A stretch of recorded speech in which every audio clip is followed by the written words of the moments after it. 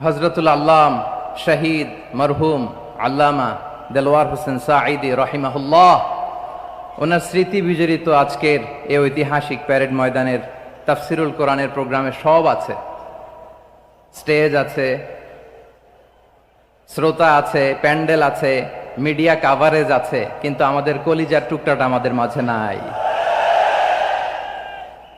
আজকের এই প্রোগ্রামে আলোচক হয়ে এই চেয়ারে আমি না বসে ওই শ্রোতাদের কাতারে বসে যদি আমাদের আল্লামার নুরানি চেহারার দিকে তাকিয়ে ওয়াজ শুনতে পারতাম, আমাদের হৃদয়টা ঠান্ডা হয়ে যেত,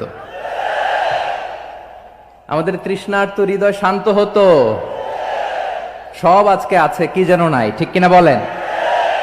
আল্লাহ তাআলা প্রতি 100 বছরে একজন মুজাদ্দিদ পাঠায়, প্রতি 100 বছরে একজন মুজাদ্দিদ, যিনি সমাজকে সংস্কার করেন। আল্লামা দেলওয়ার হোসেন সাঈদী রহিমাহুল্লাহ ছিলেন তেমন একজন মুজাদ্দিদ। চিৎকার করে বলেন ঠিক কিনা? উনি শিরক বিদআতের আস্তানাকে তছনছ করে দিয়েছেন, তাওহীদের বাণীকে সমুন্নত করেছেন, গণমানুষের কাছে তাফসিরুল কোরআনকে জনপ্রিয় করেছেন। আজীবন তিনি ইসলামকে বিজয়ী শক্তি হিসেবে দেখার স্বপ্ন দেখতেন।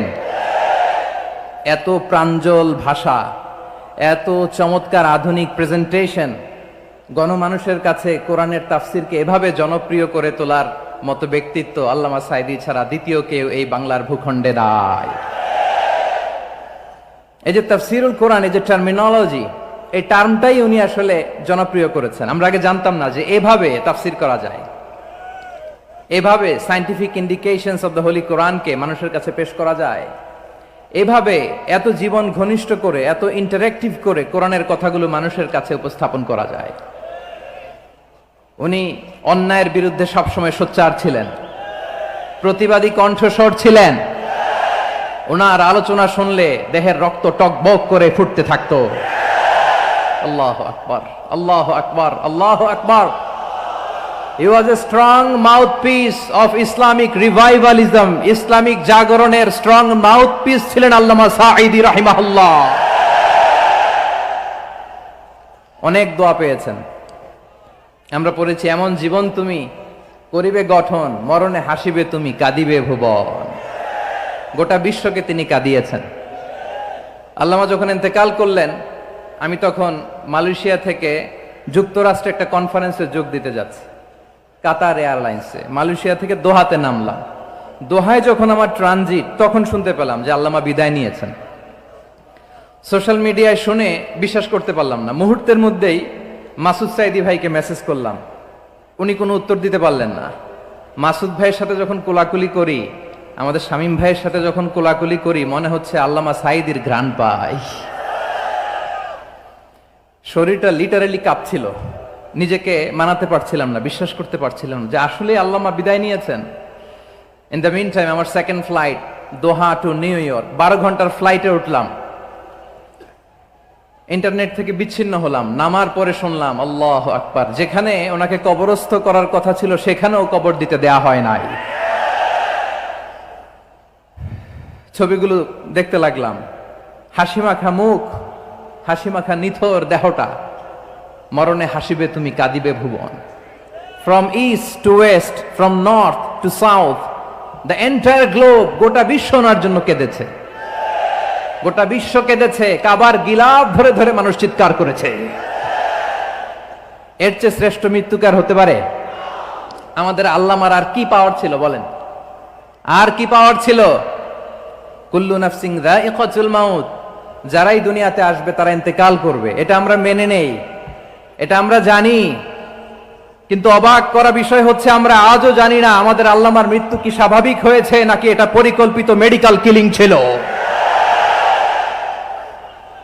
এটা যে পরিকল্পিত মেডিকেল কিলিং ছিল, এটা ধারণা করার পেছনে অনেক কারণ আছে।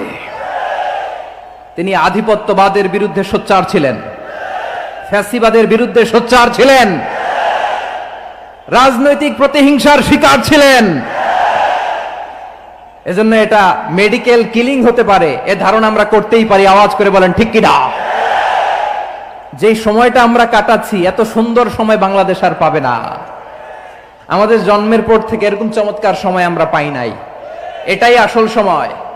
আমরা ইন্টারিম গভর্নমেন্টের কাছে দাবি জানাই, উচ্চতর তদন্ত কমিটি করে এটা কি হত্যাকাণ্ড ছিল নাকি স্বাভাবিক মৃত্যু ছিল, এই রিপোর্ট গণমানুষের কাছে প্রচার করে জানাতে হবে। এই দাবির সাথে কি সবাই আপনারা একমত? কারা কারা একমত হাত তুলে দেখান।